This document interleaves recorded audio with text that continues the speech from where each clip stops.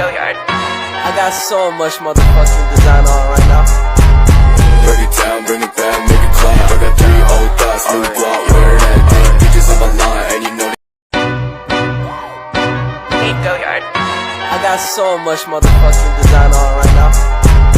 break it down, bring it back, make it clap. I got 3 old thoughts, new block, where that thing. Bitches on my line, and you know Swastiastu.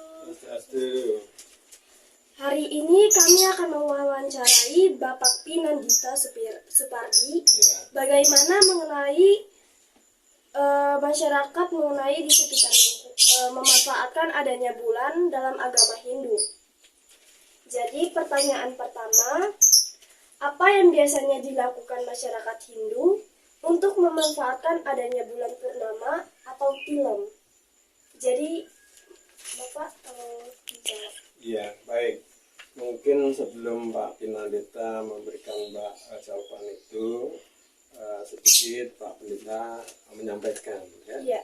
bahwa dalam keyakinan atau ajaran Hindu, umat Hindu itu punya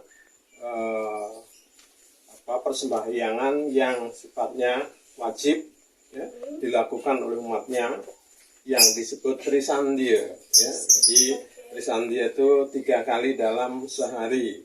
Itu wajib, semua umat Hindu wajib lakukan, yaitu waktunya pagi jam 6, siang jam 12, sore jam 6.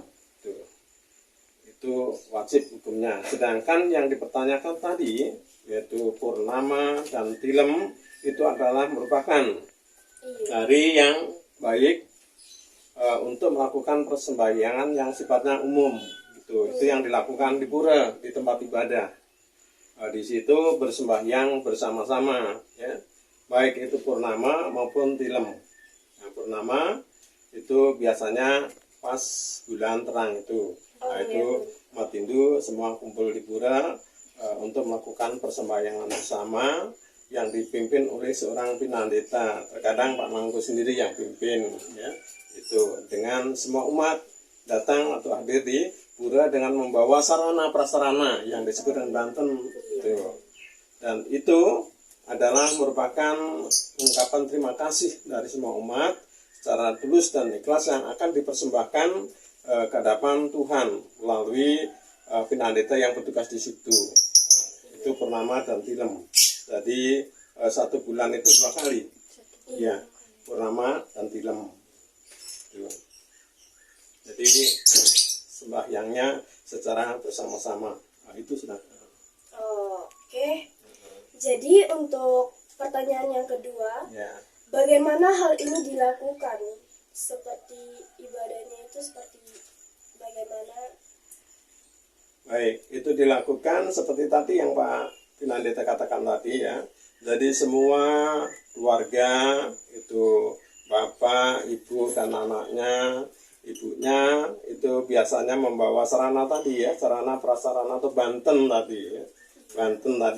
Banten yang terdiri dari semua apa yang Tuhan berikan. Ada buahnya, ada kuenya ya, dan ada canang yang ada hiasan dari janur diisi bunga-bunga itu. Ya, itu adalah bukan simbolis dari Tuhan untuk memberikan persembahan ya.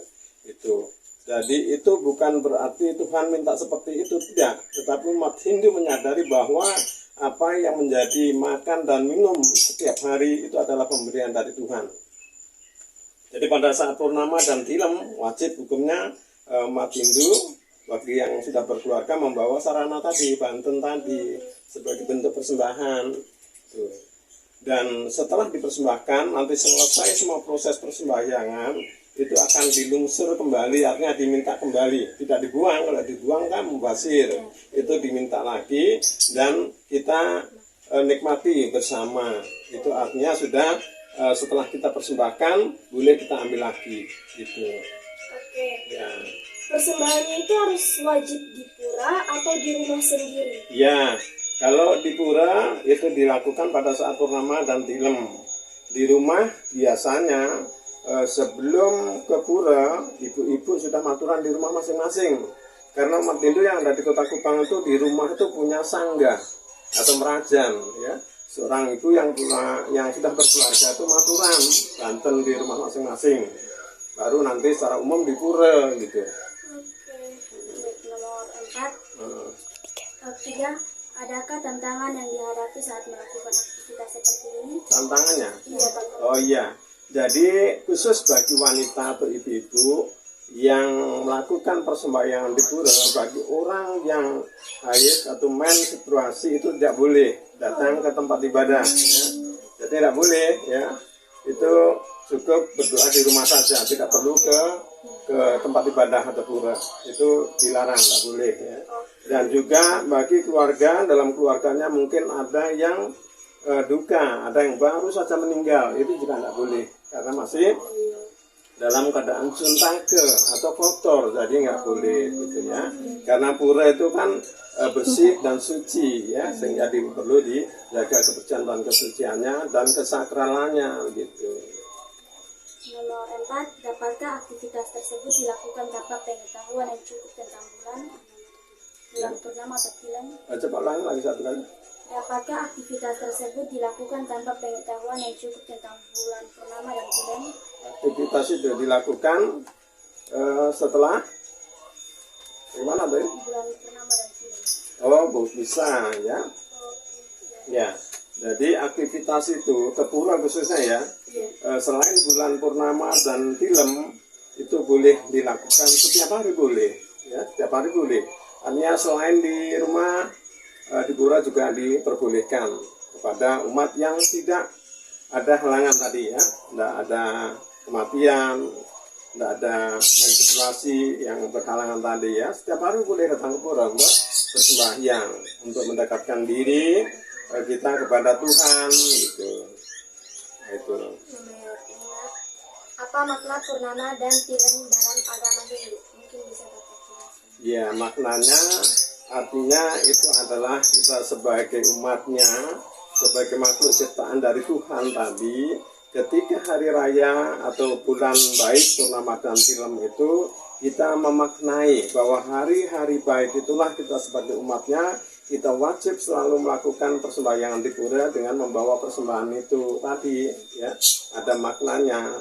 Jadi yang pertama kita kalau sembahyang di pura itu ketemu dengan semua saudara kita yang ada di Kota Kupang ya. Kita sudah bisa bertemu di situ, bisa bersembahyang bersama-sama di situ. Setelah selesai maturan bisa makan bersama, menikmati persembahan tadi itu ya, sebagai ungkapan terima kasih yang Tuhan berikan tadi. Cara beribadah agama Hindu itu seperti apa? Caranya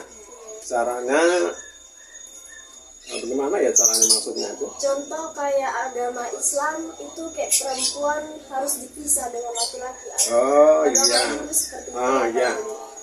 Kita di dalam melakukan persembahyangan di pura dalam hal ini tidak ada batasan-batasan antara pemisahan laki dan perempuan ya. Kalau di umat Hindu di pura sama-sama, hanya posisi duduknya yang berbeda ya.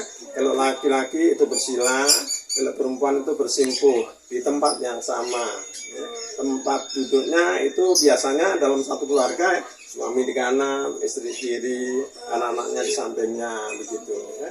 Jadi nanti seperti itu bersama-sama, laki bersila, ibu atau wanita bersimpuh gitu. Oke, baik Bapak. Ya, Terima sudah. kasih banyak. Baik, Ya, Mbak, ya. jadi pertanyaannya yang sudah dijawab tadi, kami berterima kasih karena sudah meluangkan waktu juga untuk Ya. kami untuk diwawancarai. Ya. Terima kasih. Ya, baik sudah.